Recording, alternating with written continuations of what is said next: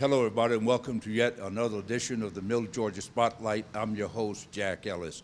We're glad to have you with us this week. And we want to thank our sponsors, Caduceus Medicine, Goggles Eye Care, and J. Franklin Automotives. And of course, we always thank the good people here at Mercer University, here at WMUB, Channel 38.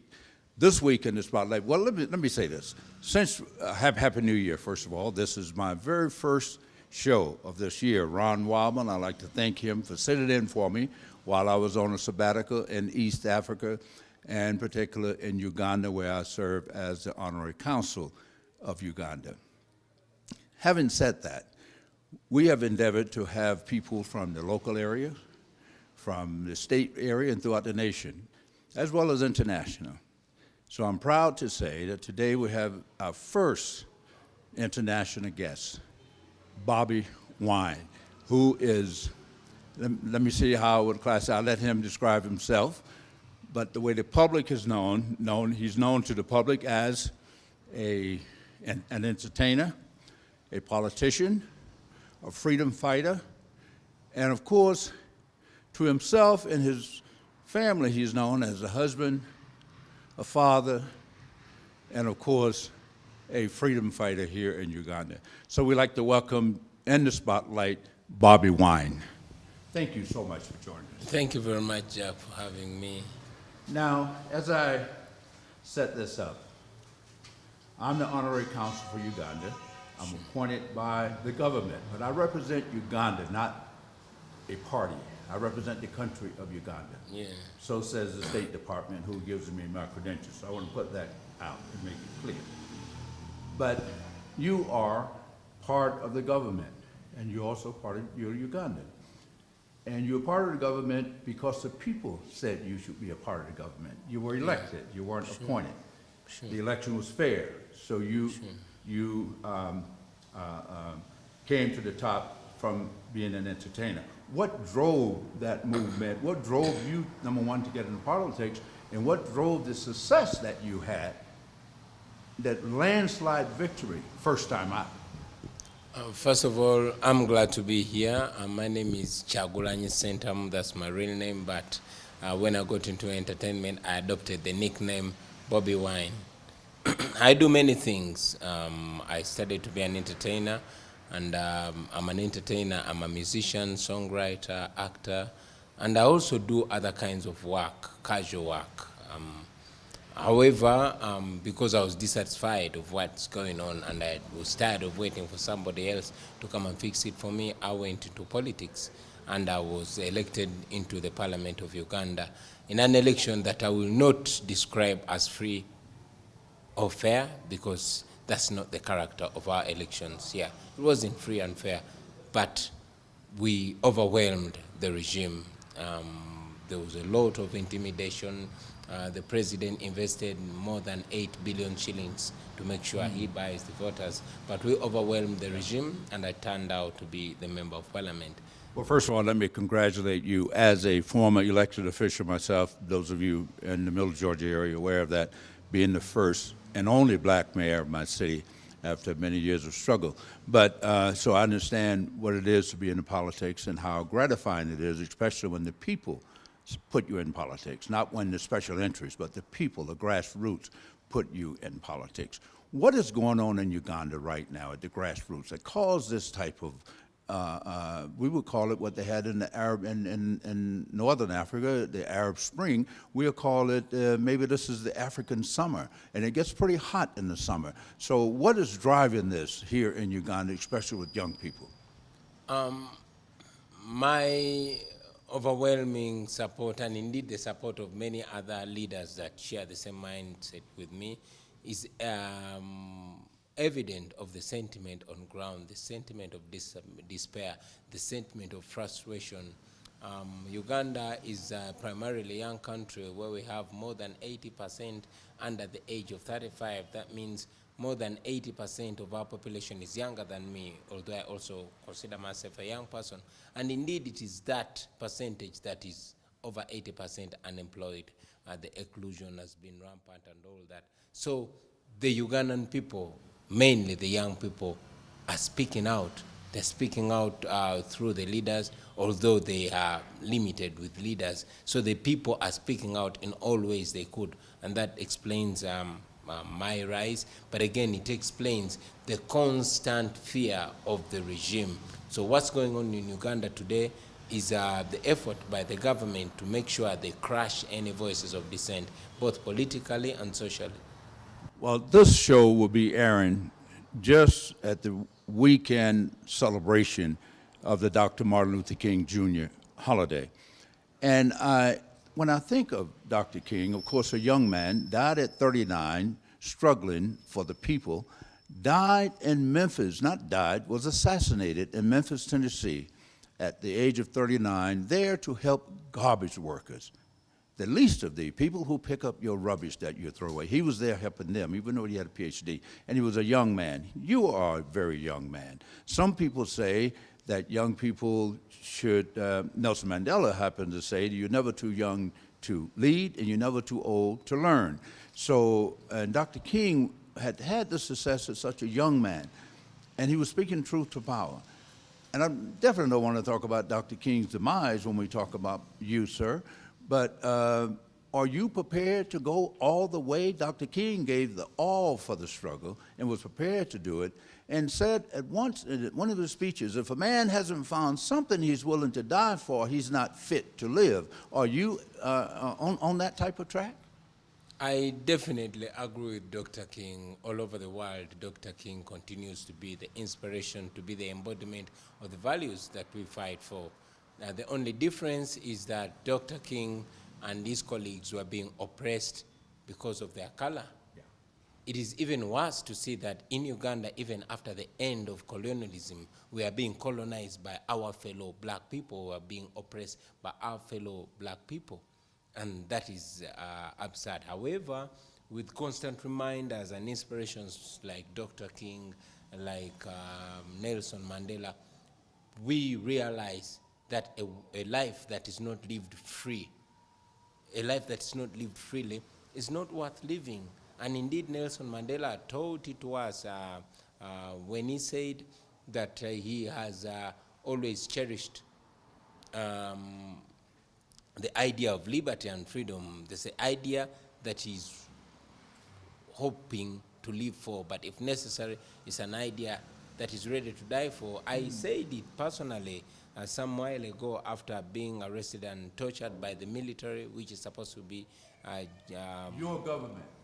Our government, the government. You're saying that this government tortured you. Yeah. Me together with 4 other members of parliament who were brutally arrested by the military. I was charged in the military court, even if I'm not a soldier.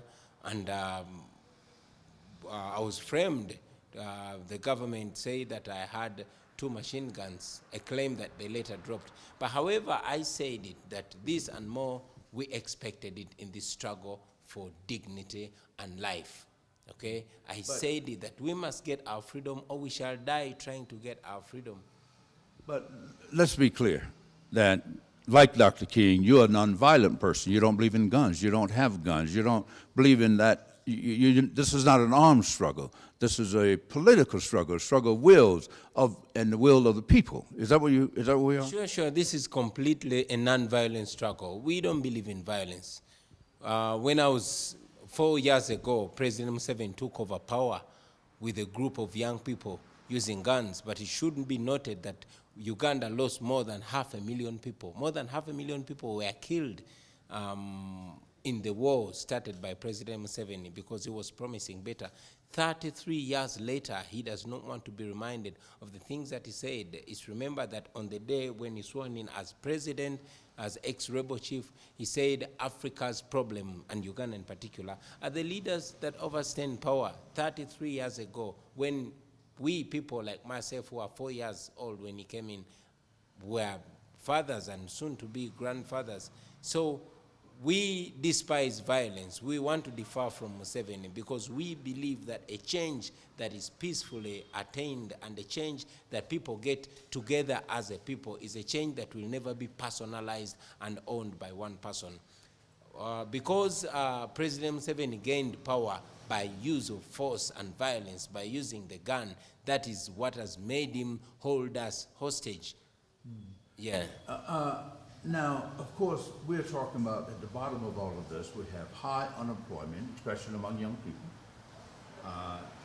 The shilling is very, very low against the dollar. They trading about 3,800 to 1 today, which is not good, especially when you're importing stuff. Yeah. So this is an economic, it's a political issue, but it's also an economic issue. So what do you see the answers to the economic problem of having so many young people, well-trained, educated, but yet the economy is not working for them? Our problem is socio-economic. Apart from this, the politics, you'll notice like that more people are sliding into poverty. It was showed by the Uganda National Bureau of Statistics that more than 2 million people have slid into poverty in the recent times. And indeed, because there's so much economic injustice and economic inequality, you'll see that many of Uganda's young people are being shipped out of the country into self-enslavement, where they lose their dignity, but because there's no work around here. And indeed, even where the work is, even the government funds are being siphoned and stolen in broad daylight. So even the blatant corruption itself, which is cited right from the president's office, is a big economic misdeed to our people. So much as we are trying to achieve political freedom, we also want economic freedom. We also want social freedom, simply because the regime has very smartly impoverish the people, well knowing that patronage is their way of holding people on their side. But now, you're saying the way out of this is at the ballot box. The next election here is 2021 as it Yes, stands now. yes. I understand there's a challenge before the Supreme Court Yes. of the country as to Yes. whether it will be extended Yeah. further than that, Yeah. going from 5 to 7 years, I Yeah. understand. But as it stands now in 2021. So you don't see any change coming before 2021 in terms of leadership, and that leadership will come about at the ballot box. Is that your commitment? Certainly. My conviction is that we are not going to see any change unless if we change the people who are in office.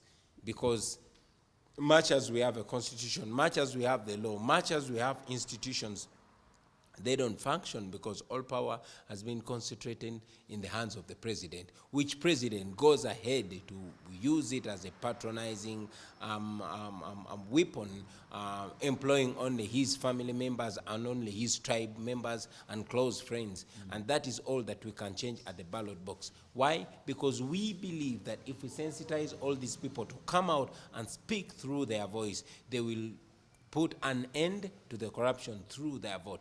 They'll put an end to military rule through their vote. They'll put an end to economic injustice through their vote.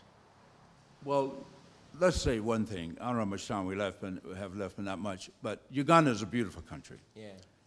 endowed by its creator with, just endowed with rich soil, the Nile, source of the Nile, Lake Victoria, mountains, valleys, can grow anything here, maybe 2 or 3 crops a year. Yeah. So, but yet you are importing foods that can be grown here and exporting maybe some food that should be eaten here. Yeah. So what's your vision? I'm not saying your plan as president because you haven't made that announcement, and I'm not asking you to make an announcement whether you would run or not. But I will ask you as a member of parliament and as a leader, a leader with a big L. So many young people I spoke to in this country. Sure. Up and down this country, and they believe in you. Sure. And a lot of them put in their hopes in you. What's your vision for the country? My vision is a country that makes sense for everybody, that benefits everybody, that offers equal opportunities for everybody. Lucky enough, we have an endowed country.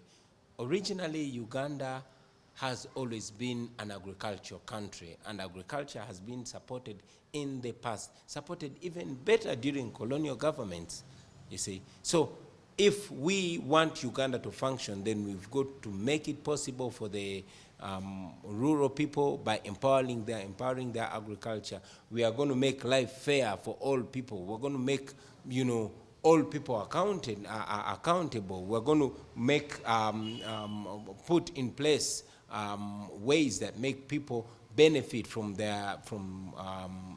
everything they're doing. For example, agriculture can be improved. But again, not only agriculture, we've got to also empower the traders. We've got to, as government, create market for the agricultural produce like it was in the past. We've got to create the right infrastructure like it was in the past. You see, everything that we want to achieve in Uganda has been achieved before. It was there. When I move in the rural areas, I see the defunct cooperative institutions that used to help the farmers. We see how the schools used to function that don't function anymore. We see how hospitals used to function that don't function anymore.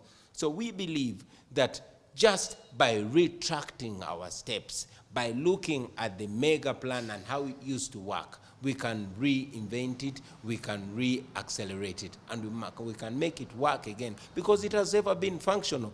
It's not that we are hypothetically thinking. No, we are only remembering what was happening here in Uganda, and we want it to work again. It's unfortunate that our leaders would rather not see the country function, because it's much more comfortable for them to sell us to other communities, like selling us to the Chinese and all these other foreigners, because that makes us more enslaved and more accountable to the Chinese and these other foreigners, who are in turn accountable to the leaders. Well, we talked about the environment, the beautiful as it is, birds, fun, flowers, and everything. And I absolutely love it. And I promote it as its honorary counselor for people to come here. And that's my responsibility. But what we do have here, in addition to that, we have a large amount of college-educated young people, very bright young people, out of work. And they want to help build the country. And they're looking to you. And how does that fit upon your shoulders? I mean, you have broad shoulders, but how does that, when people put their hopes and aspirations in a leader like you, what do you say to these young people? Hold on, help is on the way, just bear down, what do you say? Man, it is humbling and overwhelming to imagine the kind of responsibility and the kind of hope that fellow young people have in us. But I always say to them, like I'm going to say to them now, it is not only about me. I want to be the uniting factor of all this energy and the ideas. We have young men and women who are incredibly talented, who are incredibly intelligent. We have been coming together with them, and I continue to seek to come together with them, so we can together paint a blueprint of the country that we want to live in. I might have the zeal, I might be resolved to fight for what we want, but it won't take only me. It will take the hearts and passion and ideas of all of us to bring them together and draw a blueprint of the kind of country that we want to age in, the kind of country that we want our children and our children's children to inherit. Now, you will have to give the country or the government, whomever is responsible, the people, some credit for the education system. Like I said, you don't get this many college-educated young people unless they have a foundation along the way in education.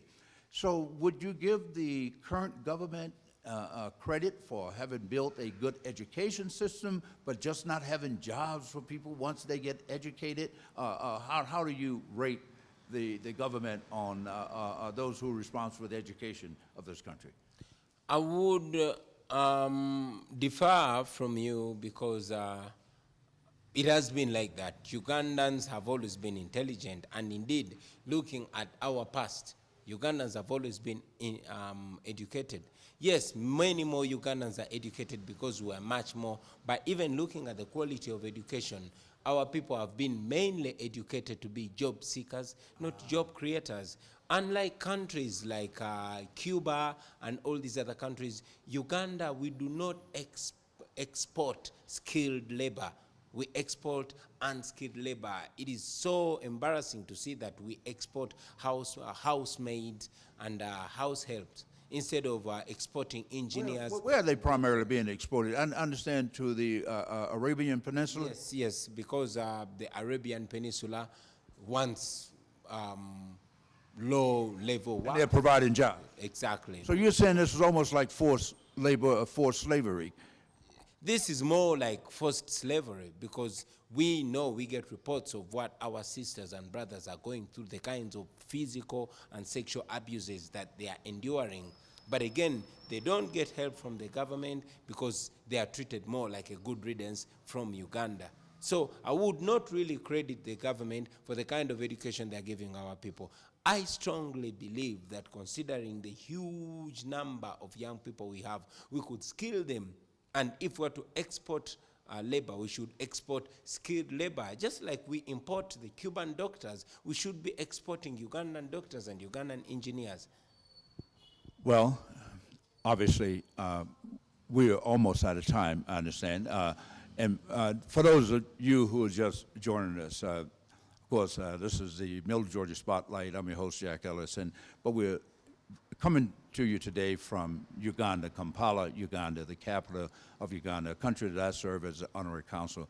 And we're having a conversation with a gentleman, all of you who watch CNN, BBC, MSNBC over the years, last year would have heard of him, a.k.a. Bobby Wine, who is a member of parliament here in Uganda. He was an entertainer, very famous entertainer, family man, Catholic, but he's also an opposition to the current government, a government that I represent. I represent the country, so I don't try to split hairs, but I represent the country. The State Department vetted me to represent Uganda, not any political party, and I try to make sure I do that. But getting back to the young people and the development of the country, the infrastructure of the country, we see that the Chinese are building things and you're borrowing money.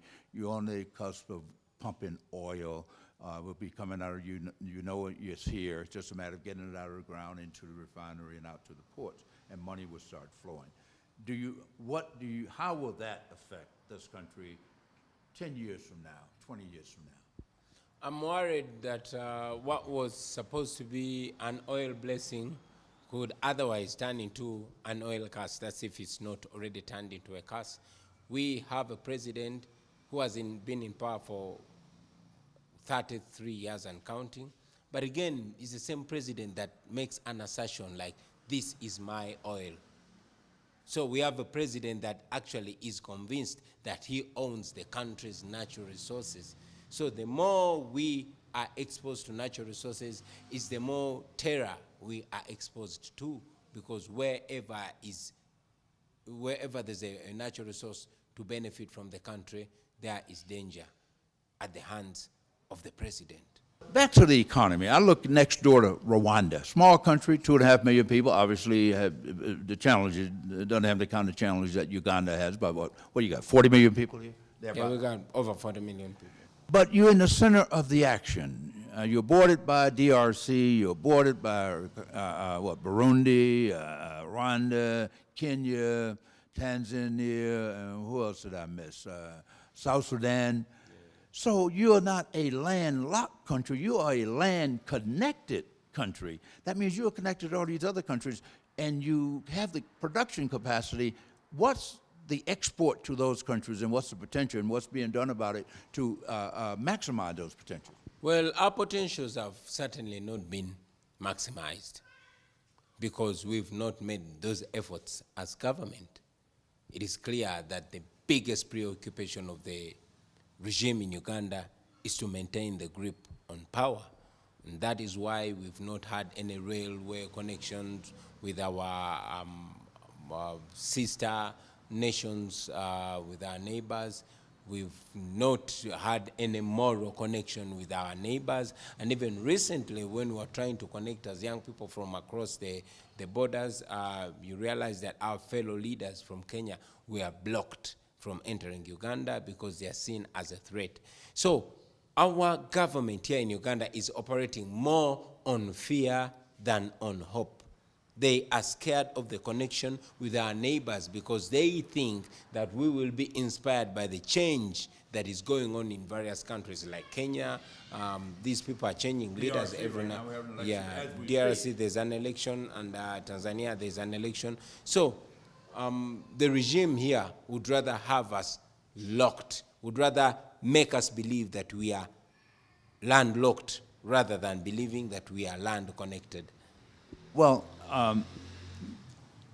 I have great hope for Uganda, and I plan on importing because there are some things that you are throwing away here and taking for granted that people are paying big money for. One is called a jackfruit.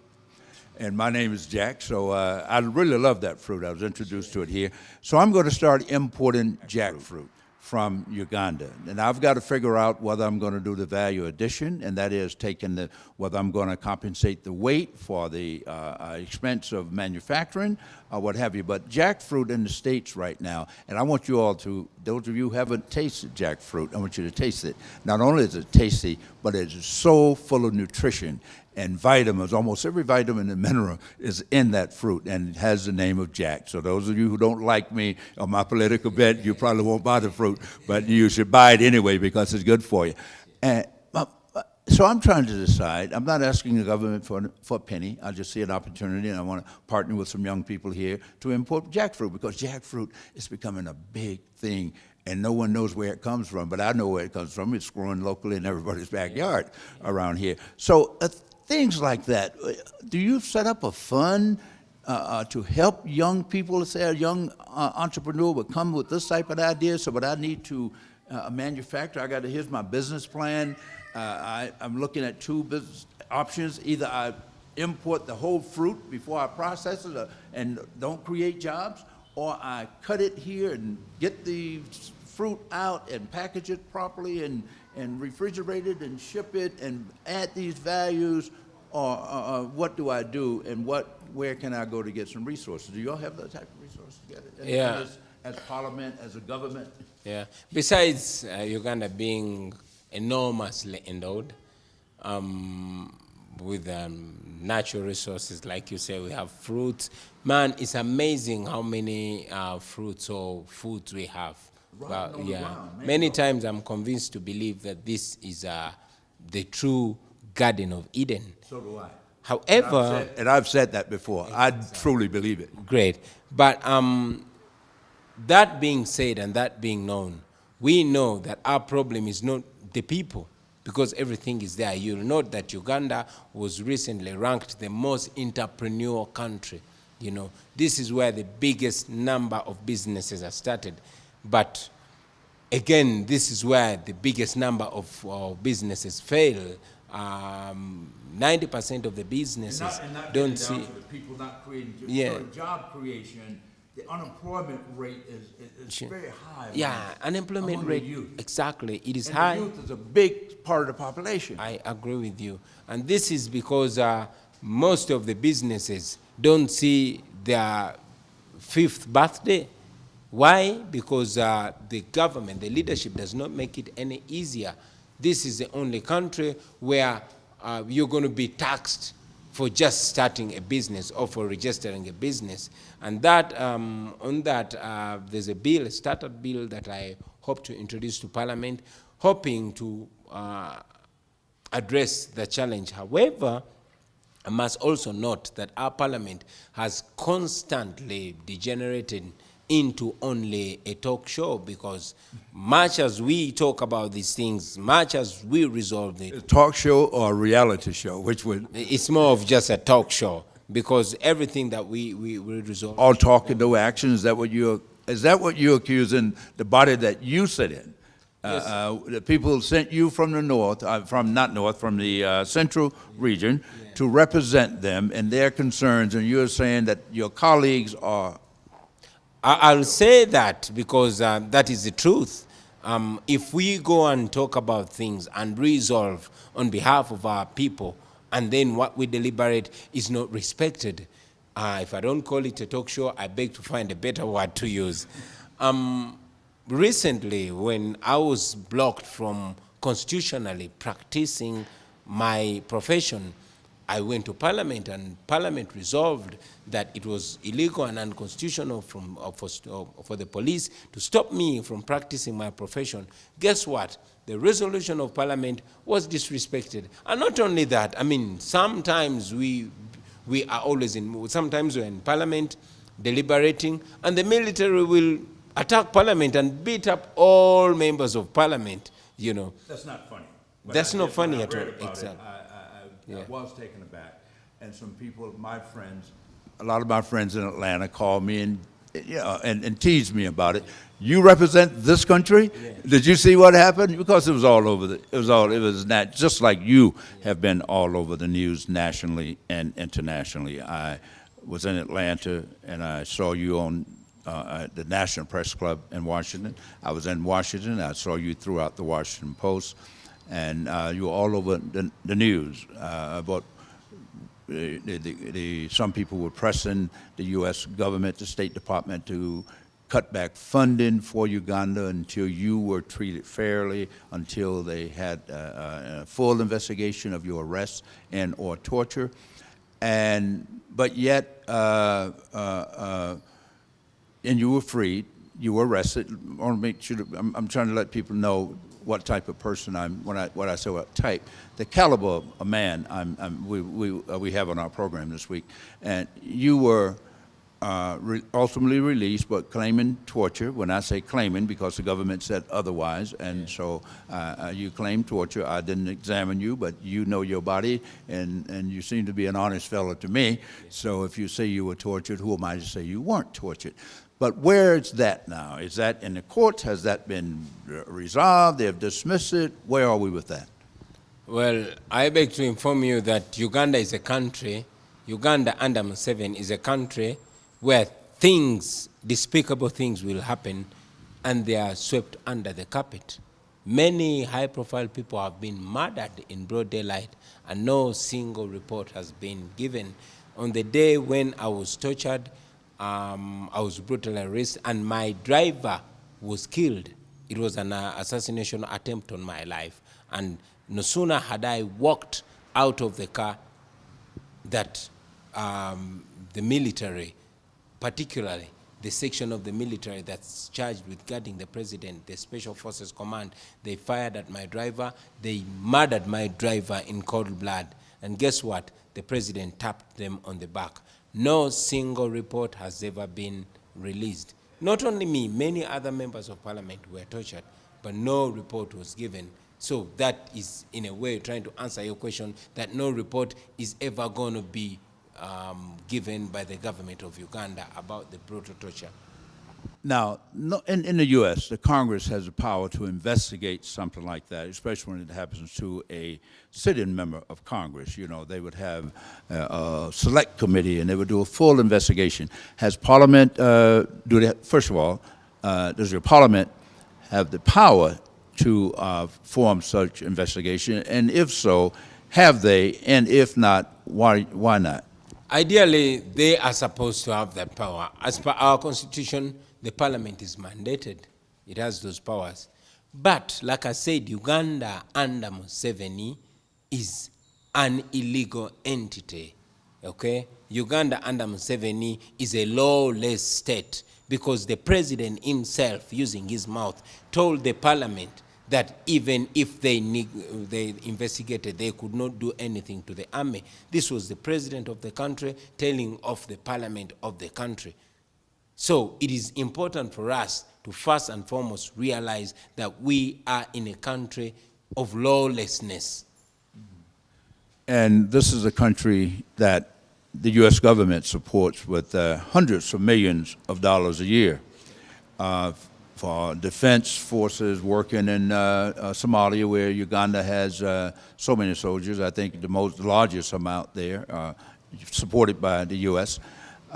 So the military here is supported of course, is a strong military. It's a professional military, in my opinion. And let me tell you, I'm retired from the U.S. military, so I've been around. I know some of the generals in the military here. But it's a professional military. Is it really a professional military? At the end of the day, will this military stand and do what's right, or will it do what's convenient, or do what it's ordered to do?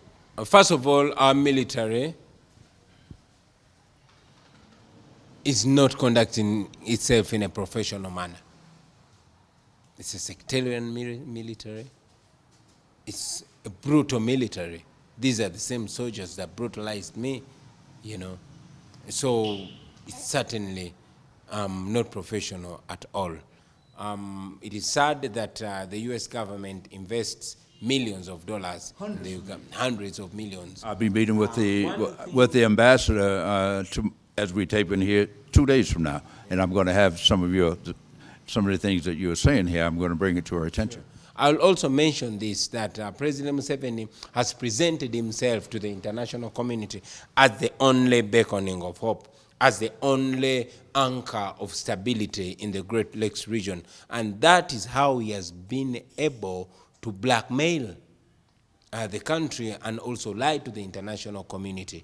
And by threatening to unleash instability to the region, he has been able to pull the strings and keep the international community believing in him as a person. I've raised it before, and I want to raise it now, that our development partners and the international community should deal with Ugandans and not Museveni, should deal with Ugandan institutions and not Ugandan individuals, because Uganda is going to be here much longer than Museveni, and it will be so much of a risk to anchor the stability of a country and indeed the stability of the region on an individual rather than institution. It would be terrible for the people, the taxpayers of the United States of America, to be in connection with an individual other than the people of the Republic of Uganda. Now, to play the devil's advocate, and I don't like to use that word because the devil doesn't need an advocate, he has enough of them. But what the U.S. government would say to you is, and I'm not calling the U.S. government the devil, but they would say to you is, look, this man was duly elected by his people. He is the head of state. That's who we deal with, and that's who we will continue to deal with until the people say otherwise by changing the people. So here we're right back to square one saying this is going to have to change at the ballot box. Well, I respect the fact that the United States deals with a duly elected person, but I also recognize the fact that the U.S. government has values that they stand for, and that is why the U.S. government stopped dealing with people like Gaddafi and Saddam when they lost their credibility and legitimacy. The United States, I believe, has noted the human rights abuses that have been ongoing in Uganda. For example, in Kasese, where more than 150 people, including men, women, and children, were killed. I'm sure the United States government has been taking note of the blatant election riggings. I'm sure the United States government has been taking note of all the human rights abuses. And I know that the U.S. has a Magnitsky clause that warrants for their disconnected engagement with the people that are not complying with their value system, and that's what Uganda is doing. So our humble hope and prayer to the United States administration is that they do not continue being partners in crime. They should deal with Uganda to do the right thing in the benefit of the people of Uganda, not in the benefit of one individual. Well, you know, we've talked some real heavy, this is some really, really, some geopolitical stuff here that you have shared with me and shared with my audience. That's a lot of food for thought. But let's get back to now. Like you said, at your core, you are, in addition to being a husband, father, and a businessman, you are an entertainer. Yeah, You're I'm an an entertainer. entertainer. I mean, you came. Your popularity came through your music, but yet you. If one would listen to your music and understand it, obviously I don't understand all of it because it's in a different language. But as it's explained, that you have it. But you have a Bob Marley theme going through you, Yeah. where there's revolutionary themes throughout your music. Am I correct? Sure, sure, sure. I'm inspired by the freedom fighters that came before me. I did not start this. I am born into this, and when I see oppression, I talk about oppression. I was greatly inspired by people like Bob Marley, people like Fela Kuti, and I hope that I also inspire those that come after me. Well, look, let me tell you, this has been more than a pleasure, but I can't end this show without. I noticed that you picked this paper up. I picked it up on the streets this morning, and I noticed you looked at it. And the headline reads, Bobby Wine cannot oust Museveni. So says the opposition.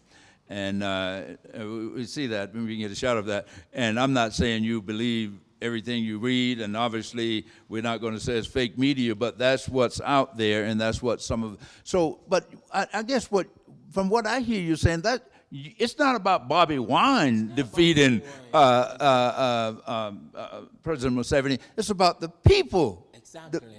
Exactly. I, in a way, agree with them, but I go further to tell them that that's a wrong statement. You know, indeed, Bobby Wine cannot oust Museveni because it's not about Bobby Wine. I don't represent Bobby Wine here. I represent people power. I represent the energy that connects all the oppressed people of Uganda. And if they said that the people of Uganda cannot oust Museveni, I would vehemently disagree with them. It is not a Bobby Wine thing. We are not acting as Bobby Wine. We are going to act as the people of Uganda. And I can guarantee to you that we, as the people of Uganda, particularly the young generation, we can and we will put an end to the Museveni dictatorship. Well, there you have it. First of all, let me thank you very much for joining me here in the Middle Georgia Spotlight. Member of Parliament, I can't pronounce his name, so I'm not going to butcher it. I'm just going to call him what he's known for widely throughout Uganda and now around the world as Bobby Wine, a member of Parliament in opposition to the current government, National Resistance Movement government, and of course a great leader of his people and an entertainer. As I said, a family man, businessman, husband, father, churchgoer, and a freedom fighter. And I want to say one thing before we go. We have a couple of young men. We were talking about the unemployed young people in Uganda. I happened to, by happenstance, met a young man this weekend on an island that I have a great lot of love for here called Kalangala, and he was doing some video. And I had an idea that I wanted to interview parliamentarian Bobby Wine, and he agreed to help me with this video. And so here again, McCary trained, great videographer, no jobs, making his own way by doing shows, finding opportunities here and there. And I want to thank two young men. I wish they could cut to each other so I could see them. And I want to thank you all so much for your help. And Bobby, again, thank you so much. Let me also say this. Many times I communicate verbally and I miss out on communicating musically, and yet over the years, communicating musically has been able to even make my point more clearly. So I'll just say this on behalf of the people of Uganda, that we are living in a time similar to the one of slave trade. This oppression is worse than apartheid. The gun is the master and the citizen slave. The pearl of Africa is bleeding. Question, what is the purpose of the what was the purpose of the liberation when we can't have a peaceful transition? What is the purpose of the Constitution when the government disrespect the Constitution? Where is my freedom of expression when you charge me because of my expression? See what you're doing to our nation. What are you teaching the future generation? See, our leaders become misleaders, and see, our mentors become tormentors. Freedom fighters become dictators. They look at the youth and say, we are detractors. We are fighting for freedom. Thank you. Thank you. Thank you very much. And thank you all for joining us this week here on the Middle Georgia Spotlight for Bobby Wine and for the young men who are helping me behind the cameras here. Coming to you from Kampala, the capital city of Uganda, on the shores of beautiful Lake Victoria. What was the name of that lake before it was Lake Victoria? I don't like Lake Victoria. What was Actually, not Lake Victoria. It's called Lake Nalubale. Lake Nalubale? The British changed it when I butchered it, but I want him to say. I want him to say it again. I want you all, whenever you come here, especially people of color, don't take the name that the British just took and changed when they made it Queen Victoria. Name it the name that it was before. What is that again? What is that again? Yeah, Lake Nalubale. Nalubale means the lake of the gods, the meeting point of all the gods. That is our lake. On the shores of that beautiful lake where all the gods meet. I'm your host, Jack Ellis. Until next week, thanks so much for joining us here on the Middle Georgia Spotlight. So long, everybody.